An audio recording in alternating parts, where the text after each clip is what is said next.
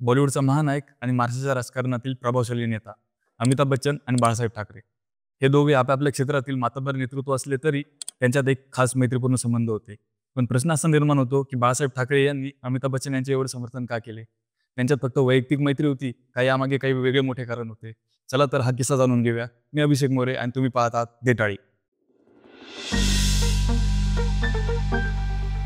अमिताभ बच्चन यांचे वडील हरिवंशराय बच्चन आणि बाळासाहेब ठाकरे यांचे वडील प्रबोधनकार ठाकरे हे दोघेही साहित्य आणि समाजसेवेमध्ये सक्रिय होते.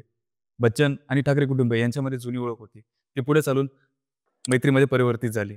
बाळासाहेब ठाकरे यांना हिंदी चित्रपटसृष्टीमध्ये विशेष असा रस होता. त्यामध्ये अमिताभ यांना ते खऱ्या अर्थाने सुपरस्टार मानायचे.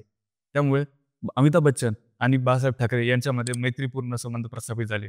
कुली चित्रपटाच्या शूटिंगच्या दरम्यान अमिताभ बच्चन चांगले जखमी झाले होते. तेव्हा संपूर्ण भारतातून त्यांची प्रकृती लवकरात लवकर बरी व्हावी यासाठी प्रार्थना करण्यात येत होती. मुंबई या ठिकाणी बाळासाहेब ठाकरे यांनी विशेष पूजा आणि हवन आयोजित केले होते. तसेच शिवसैनिकांनी अमिताभ बच्चन यांच्या प्रकृतीसाठी महाराष्ट्रभरामध्ये रक्तदान शिबिर आयोजित केले होते. जेव्हा बिग बी बरे झाले तेव्हा त्यांनी स्वतः बाळासाहेब ठाकरेंना फोन करून त्यांचे आभार मानले होते व या कारणांमुळे त्यांच्या दोघांमधील मैत्री घट्ट झाली होती. 90च्या दशकामध्ये अमिताभ बच्चन यांनी काँग्रेसमध्ये प्रवेश केला व ते राजकारणामध्ये उतरले. 87-88 साली बोफोर्स घोटाळा समोर आला होता. या घोटाळ्यामध्ये अमिताभ बच्चन यांचे नाव चुकीच्या पद्धतीने बोलले जात होते. भारतीय मीडिया आणि विरोधी पक्ष यांनी अमिताभ बच्चन यांच्यावर जोरदार टीका केली. यावेळी फक्त बाळासाहेब ठाकरे यांनी अमिताभ बच्चन यांची बाजू जोरदारपणे मांडली होती. बाळासाहेब यांनी स्पष्ट सांगितले होते अमिताभ बच्चन आणि या घोटाळ्याचा कोणताही संबंध नाही. त्यांना राजकारणाच्या या खेळामध्ये चुकीच्या पद्धतीने अडकवले जात आहे.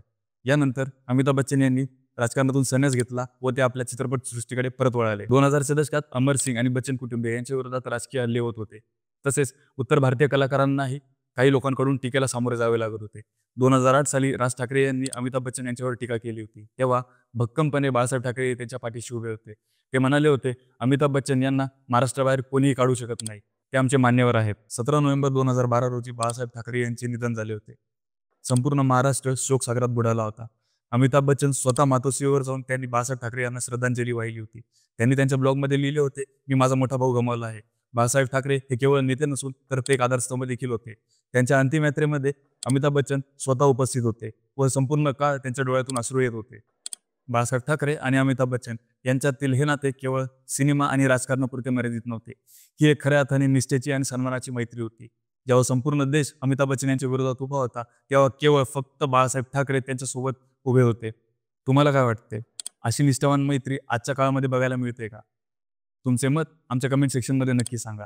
जर हा व्हिडिओ तुम्हाला आवडला असेल तर लाईक आणि शेअर करा आणि असेच निरनिराळे व्हिडिओ बघण्यासाठी आमच्या देटाळी या चॅनलला सबस्क्राईब करा.